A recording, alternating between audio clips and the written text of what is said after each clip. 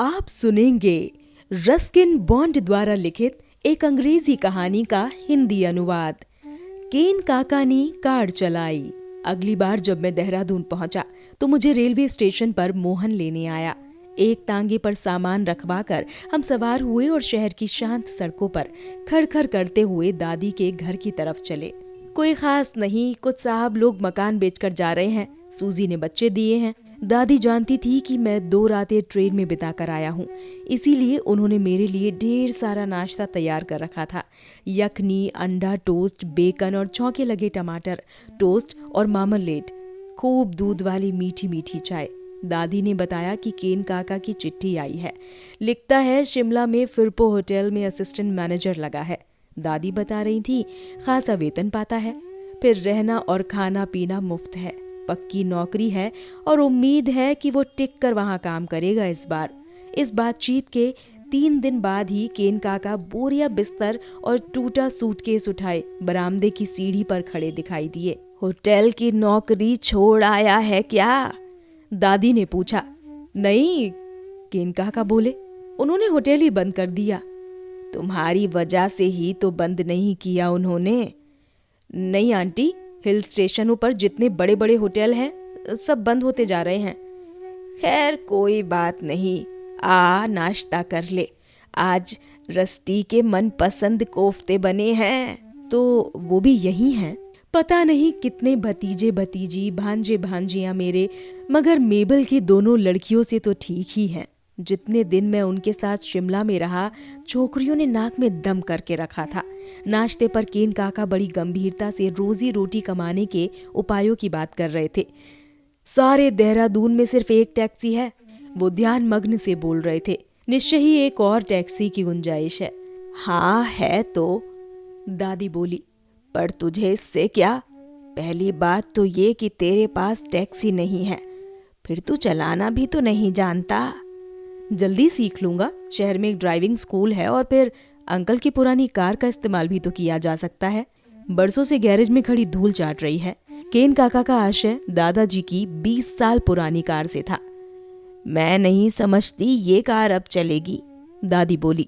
चलेगी, जरूर चलेगी, बस थोड़ा सा तेल और ग्रीस देने की जरूरत है और थोड़ा सा पेंट करने की। ठीक है तो ड्राइविंग सीख ले, फिर रोस्टर के बारे में सोचेंगे। इस तरह केन काका ड्राइविंग स्कूल जाने लगे। वो नियम से शाम को 1 घंटे के लिए गाड़ी चलाना सीखते। फीस दादी ने अपनी गांठ से दी थी। 1 महीने बाद केन काका ने आकर घोषणा की कि वो गाड़ी चला सकते हैं और परीक्षण के लिए रोडस्टर को बाहर निकालेंगे। तेरे पास अभी लाइसेंस भी तो नहीं है, दादी बोली। तो क्या हुआ, अधिक दूर नहीं ले जाऊंगा, केन काका बोले। बस बाहर सड़क पर और फिर वापस। सुबह काफी देर तक वो कार साफ करते रहे। दादी ने पेट्रोल के पैसे भी अपनी जेब से दिए। चाय के बाद केन काका बोले, चल रस्टी, मेरे साथ गाड़ी में बैठ, तुझे सवारी करवा दूं, मोहन को भी साथ ले ले। मोहन और मैं कोई जोखिम नहीं उठाना चाहते थे। अगली बार काका, मैंने कहा। केन, ज्यादा तेज ना चलाना, दादी बोली। अभी इस पर तुम्हारा हाथ नहीं सधा है। केन काका ने हामी भरी और मुस्कुराते हुए 2 बार जोर जोर से हॉर्न बजाया, मन में लड्डू जो फूट रहे थे। उधर से मिस केलनर शाम को टहलने के लिए घर से निकल रही थी। जब केन काका को रोडस्टर में बैठे देखा तो भीतर भागी। केन काका सीधे सीधे तेज गाड़ी चलाते हुए लगातार हॉर्न बजाए जा रहे थे। सड़क के अंतिम छोर पर गोल चक्कर था। यहाँ से गाड़ी मोड़ता हूँ, केन काका ने सोचा, और वापस चलता हूँ। उन्होंने स्टीयरिंग गोल घुमाया और गोल चक्कर की परिक्रमा करनी चाहिए, मगर स्टीयरिंग व्हील उतना घूमा ही नहीं जितना कि केन काका घुमाना चाहते थे। सो गोल चक्कर लगाने की जगह गाड़ी दाएं बाएं तरफ घूम गई और एकदम नाक की सीध में चलती गई और जैसा कि होना था सीधे गुलशन के महाराज के बागीचे की दीवार तोड़कर भीतर घुस गई। दीवार 1 ईंट की थी। रोडस्टर ने जोर से धक्का मारकर दीवार को धराशायी कर दिया और फिर दूसरी तरफ जा निकली। गनीमत थी कि ना तो कार को और ना ही चालक को कोई नुकसान पहुंचा। केन काका ने गाड़ी महाराजा के लॉन के बीचों बीच जाकर खड़ी कर दी। महाराजा लॉन में ही खड़े थे। देखा तो दौड़े आए। उनके साथ उनके सचिव और सहायक भी थे। महाराजा ने जब देखा कि गाड़ी चलाने वाला कोई और नहीं केन काका है तो उनकी बाँछें खेल गई।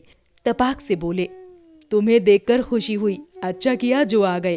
क्यों ना टेनिस का एक गेम हो जाए, जो हुआ उसे जाने दो। तो ये थी कहानी केन काका ने कार चलाई।